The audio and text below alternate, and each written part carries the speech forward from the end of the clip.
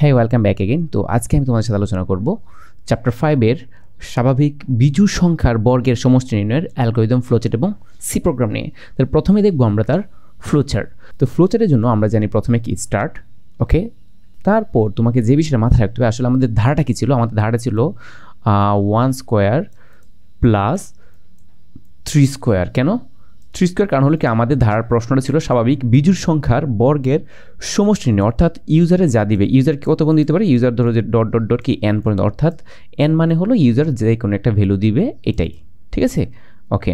আমরা ধারার ক্ষেত্রে যে বিষয়টা একেবারে নির্দিষ্টভাবে জানি তা হলো ধারার যার মান নির্দিষ্ট থাকবে, এটা হর হতে পারে, লব হতে পারে বা পাওয়ার হতে পারে, যার মান ফিক্সড বা ধ্রুবক, সেই বিষয়টা নিয়ে আমরা কখনোই চিন্তা করব না। যার মান পরিবর্তনশীল তাকে নিয়ে আসলে আমরা লুপ কন্ট্রোল বিষয়টা অ্যাপ্লাই করব, ওকে। এখন দেখো এখানে মেইন ধারা হচ্ছে 1, 3, 5, 7 এবার ডট ডট কি 9 বা n পর্যন্ত। এখন দেখো এই যে এটা, তাহলে ধারাটা শুরু হচ্ছে কত থেকে বলো তো? 1 দেখে। আর এই ধারাটা যাবে কত পর্যন্ত? n পর্যন্ত। nটাকে দিবে ইউজারে দিবে, রাইট? তাহলে আমরা ইউজারের কাছ থেকে একটা সংখ্যা নিব, ইউজারকে বলবো হ্যাঁ ইউজার প্লিজ ইনপুট n বা এন্টার এনি নাম্বার। সে দিবে, দেওয়ার পর আমরা যে কাজটা করব, আমরা একটা ভেরিয়েবল নিব i, যাকে বলবো তুমি যাত্রা শুরু করবো কত থেকে? 1 থেকে। আর একটা ভেরিয়েবল নিব সাম নামক, যার ভেতরে আমাদের যোগফলটা ড্রপ হবে, রাইট? ওকে, দেন আমরা কন্ডিশন অ্যাপ্লাই করব। i তুমি ধীরে ধীরে বাড়তে থাকবা, তবে তুমি সর্বোচ্চ যেতে পারবা হলো n পর্যন্ত। তুমি যদি কখনো এই শর্তের ভেতরে থাকো, অর্থাৎ তোমার ভ্যালু যদি n এর চেয়ে ছোটো বা সমান হয়, তাহলে তুমি সামের কাছে যেতে পারবা। সামটা কি ছিল? সামটা হলো সাম ইকুয়াল টু সাম প্লাস পাও। এখানে দেখো এই যে পয়েন্টটা, এই পয়েন্টটা আমি আর অনেকবার কথা বলেছি। তুমি চাইলে এই জায়গায় তুমি লিখতে পারো সাম ইকুয়াল টু সাম প্লাস কি আই ইন্টু আই, কিন্তু আমরা কি করব? আই ইন্টু আই না লিখে আমরা সবসময় চেষ্টা করব পাও দিয়ে অ্যাপ্লাই করতে। তো পাও কীভাবে লিখতে হয়? পাও লিখতে হয় হলো যে তুমি যে ইন্টুটা লিখলা, এখানে যে ভেরিয়েবলটা হবে তাকে তুমি প্রথমে লিখবা, ভেরিয়েবলের পাওয়ার যা হবে, ইভেন ভেরিয়েবলের পাওয়ারও কিন্তু ভেরিয়েবল হতে পারে, তাহলে তুমি কি এটাকে আমাদের পরে লিখবা। এটাই হলো নিয়ম। যেমন এখানে ভেরিয়েবল হলো কি আই এবং তার পাওয়ার কি যা ফিক্সড থাকি সবসময় 2, এই জন্য আমরা এখানে কি এই যে 2 লিখলাম, রাইট? আশা করি তুমি ভালো করে বুঝতে পারছো, ওকে। দেন আমরা আইকে বলবো আই, তুমি পরবর্তীবার যদি আমার কাছে আসো, তুমি সবসময় পার্থক্য নিয়ে আসবো, অর্থাৎ I equal to I plus 2।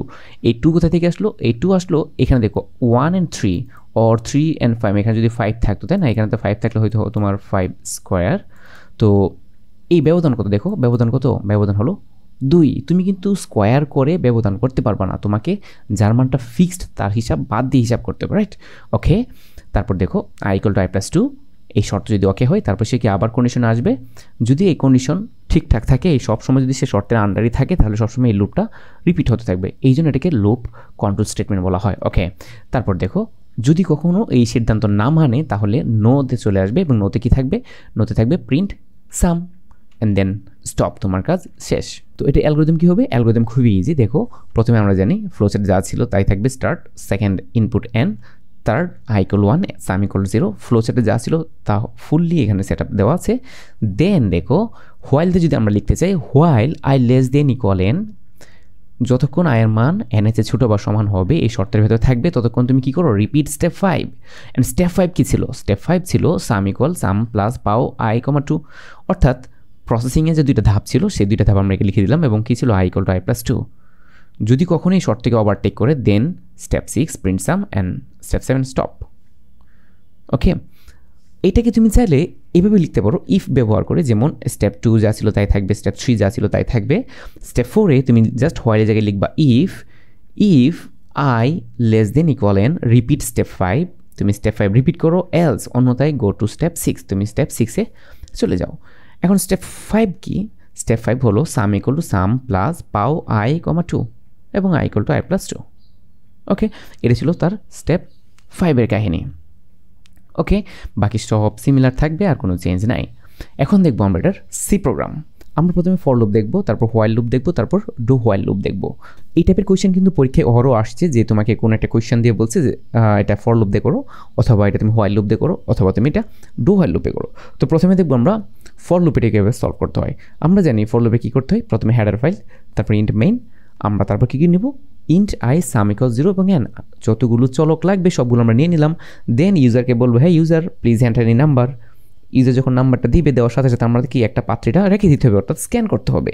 Scan করব, স্ক্যান কীভাবে লিখতে হয় সেই বিষয়ে আমাদের ডিটেলস কথা বলা আছে। তারপরে আমরা দেখো ফর লুপ অ্যাপ্লাই করব। ফর কীভাবে অ্যাপ্লাই করতে হয়, প্রথমে শুরু, তারপর শর্ত, তারপর বৃদ্ধি বা হ্রাস। এই 3টা স্টেপ অবশ্যই সকল ধরনের লুপ স্টেটমেন্টে থাকতে হয়। তারপর কি এই শর্তের আন্ডারে থেকে কী করতে হবে, সামের কাজটা ইমপ্লিমেন্ট হবে। সামের কাজটা কি ছিল, সাম ইকুয়াল সাম প্লাস পাও i, 2। দেন আমাদের কি কাজ শেষ, এবং ফাইনাল যদি কখনো এই সিদ্ধান্তের বাইরে চলে যায় বা শর্তের বাইরে চলে যায়, তাহলে আমরা প্রিন্ট করবো কাকে, সামকে, দেন রিটার্ন 0 অ্যান্ড ক্লোজড। এই ছিল ফর লুপ। এই সেম কোয়েশ্চেনটা যদি আমরা হোয়াইল দিয়ে করতে চাই, তাহলে দেখো কী হবে, সব কিছু ঠিকঠাক থাকবে, সব কিছু ঠিকঠাক থাকতেছে, এখানেও সব সিমিলার, এখানেও সিমিলার। এখন দেখো আমরা কি করলাম, ফরের যে ইনিশিয়ালাইজেশনটা ছিল, এই যে ফর লুপের যে ইনিশিয়ালাইজেশনটা, এটা জাস্ট আমরা এখানে না সেট করে দিলাম এই যে এই জায়গায়। দেন বাকি সব সিমিলার, ইউজার কাছে সংখ্যা চাইবে, ইউজার সংখ্যা দিবে, স্ক্যান করবা, এবং এখানে তুমি লিখবা কি হোয়াইল, তারপর কি শর্তটা এখানে ইমপ্লিমেন্ট হচ্ছে। দেখো ফরের যে 3টা ধাপ থাকতে হবে, আমি তোমাকে বলছিলাম, এই দেখো প্রথমটা উপর লিখে দিলাম, সেকেন্ডটা এখানে অ্যাপ্লাই হলো, এই যে দেখো এখানে সেকেন্ডটা অ্যাপ্লাই হলো। ওকে, দেখো এই শর্ত যতক্ষণ থাকবে তখন কি করবে সে, তখন সে এই যে সামের যে কাহিনীটা ছিল এটা সে অ্যাপ্লাই করবে, এটা এখানে ইমপ্লিমেন্ট হচ্ছে। এবং ফাইনালি এই যে দেখো ফরের যে 3 নাম্বার অ্যাকশনটা ছিল i = i+2, এটা কিন্তু ইমপ্লিমেন্ট হচ্ছে এসে এই যে এখানে। আশা করি তুমি খুব ভালো করে একটা বিষয় দেখতে পারতেছো যে ফর লুপ এবং হোয়াইল লুপের 3টা সেকশন কোথায় কোথায় ব্যবহার করা যায়। আমরা চাইলে কিন্তু এই যে ইনিশিয়াল ভ্যালুটা কিন্তু আবার আরেকটা জায়গা আছে, এখানেও আমরা ডিক্লেয়ার করতে পারি। এটা হলো যে এই জায়গায় কিন্তু আমরা ইনিশিয়াল ভ্যালুটাকেও ডিক্লেয়ার করতে পারি যদি আমরা এটাকে এখানে ডিক্লেয়ার না করি। ওকে, তারপর দেখো বাকি সব সিমিলার থাকবে এবং কাজ তোমার শেষ। এই ছিল হোয়াইল লুপ। এখন প্রশ্ন, স্যার ডো লুপ বা ডো হোয়াইল লুপ কীভাবে লিখবো? ডো হোয়াইল লুপ তো সিমিলার টাইপ, আমরা জানি, জাস্ট হোয়াইলটাকে নিচে লিখলে এটা কি ডো হোয়াইল লুপ হয়ে যায়। দেখো সব ঠিকঠাক থাকবে এবং স্ক্যান ইজ ওকে। হোয়াইলের জায়গায় আমরা এখানে লিখবো কি ডো, দেখো হোয়াইলের জায়গায় আমরা লিখলাম ডো, বাকি সব সিমিলার থাকবে, নো চেঞ্জ। এখন আমরা হোয়াইল লুপটাকে লিখে দিব জাস্ট সেমিকোলন সহ। দেখো এখানে কি করলাম আমরা এখানে কিছুই করি নাই, এখানে জাস্ট ডো লিখলাম। ডো লিখার পরে এই হোয়াইল লুপটাকে আমরা এখানে রিপ্লেস করে দিব, এবং এখানে কি দিব, একটা এক্সেপশন, একটা সেমিকোলন দিব, তাহলে কিন্তু তোমার কাজ শেষ। এখন তুমি যে কাজটা করবে, প্রিন্ট করবা অ্যান্ড রিটার্ন 0 এবং তোমার কাজ ক্লোজড। এই ছিল স্বাভাবিক বিজোড় সংখ্যার বর্গের সমষ্টিনের অ্যালগরিদম, ফ্লোচার্ট এবং সি প্রোগ্রাম। সো আমরা এখন ফর লুপের প্র্যাকটিক্যাল দেখার চেষ্টা করব, এটা আসলে এক্সিকিউট হয় নাকি হয় না। ওকে, আমরা ফিরে যাচ্ছি প্র্যাকটিক্যালে। দেখো ওইখানে ফর লুপ যা ছিল আমি এখানে তা কপি করে পেস্ট করলাম। এখন যদি আমি এটাকে রান করি তাহলে সে কী দেখাচ্ছে, দেখো এন্টার এনি নাম্বার। আমি যদি এন্টার 10 দিই, অর্থাৎ 1 থেকে 10 পর্যন্ত বিজোড় সংখ্যা যতগুলো আছে তাদের বর্গের সমষ্টি কত হবে, 165। এখন কোয়েশ্চেন হলো এই 165 কীভাবে হলো? দাঁড়াও আমি তোমাকে একটা জিনিস দেখাচ্ছি। তোমাকে যদি আমি একটা জিনিস দেখাই, তাহলে ধরো যে আয়ের মানটা কীভাবে আসছে বা কাদের মান এটা হচ্ছে, আমি তোমাদের এটা দেখাতে চাই। এই যে 165 ছিল, এটা কাদের সংখ্যা। দেখো 10 যদি আবার দেই, সে দেখাচ্ছে 13579। 1 থেকে 10 পর্যন্ত এই আয়ের মান আসলে, এই দেখো আমি কাকে প্রিন্ট করছি এখানে দেখছি, এটা কিন্তু একটা এক্সট্রা লাইন, তোমাকে জাস্ট দেখানোর জন্য, বোঝানোর জন্য আমি এটা এক্সপ্লেন করতেছি। এই এক্সট্রা লাইনটা লিখলাম কি, আয় যখন আসবে আমরা আয়ের মানটাকেও প্রিন্ট করবো, তারপর তাকে সামের কাছে ড্রপ করবো। তখন কি সে কী করছে, দেখো 13579। আয় প্রত্যেকবার কি এই যে 2 করে বাড়তেছে এবং সবগুলো বর্গের সমষ্টি কার কাছে ড্রপ করছে, সামের কাছে, এবং এটা 165 হলো। ধরো তুমি যদি আরও বেশি সংখ্যা দেখতে চাও, ধরো 15, তাহলে সে 15 অ্যান্সার দেবে। তাহলে দেখো 1 থেকে 15 পর্যন্ত বিজোড় সংখ্যা হলো 1, 3, 5, 7, 9, 11, 13, 15। তো এখানে সবগুলো সংখ্যার বর্গের সমষ্টি কত, 680। এই যে 680 এইটা রেসপন্স করতেছে এই লাইনের জন্যে, আর এই যে 13579 এগুলো রেসপন্স করতেছে আমাদের এই যে এক্সট্রা একটা লাইন অ্যাড করলাম না, এটার জন্যে। আমরা যদি এটা সরাই ফেলি তাহলে কিন্তু আর এটা দেখাবে না। এখন যদি আমি এটা রান করি এবং আমি যদি তোমাকে ধর কত 15 দিই, তাহলে সে অ্যান্সার দেবে সরাসরি 680। এই প্রিন্টটা করছে শুধুমাত্র এইটার জন্যে। ওকে, আমি আশা করি তুমি ভালো করে বুঝতে পারছো প্রোগ্রাম কীভাবে রান হয়, এবং আমরা চাইলে অনেকভাবে প্রোগ্রামকে টেস্ট করতে পারি। সেই বিষয়ে আমরা ডিটেলস পরবর্তী কোনো ক্লাসে কথা বলবো। সো দেখা হচ্ছে নেক্সট কোনো ভিডিওতে। সে পর্যন্ত ভালো থাকো, সুস্থ থাকো, আল্লাহ হাফেজ।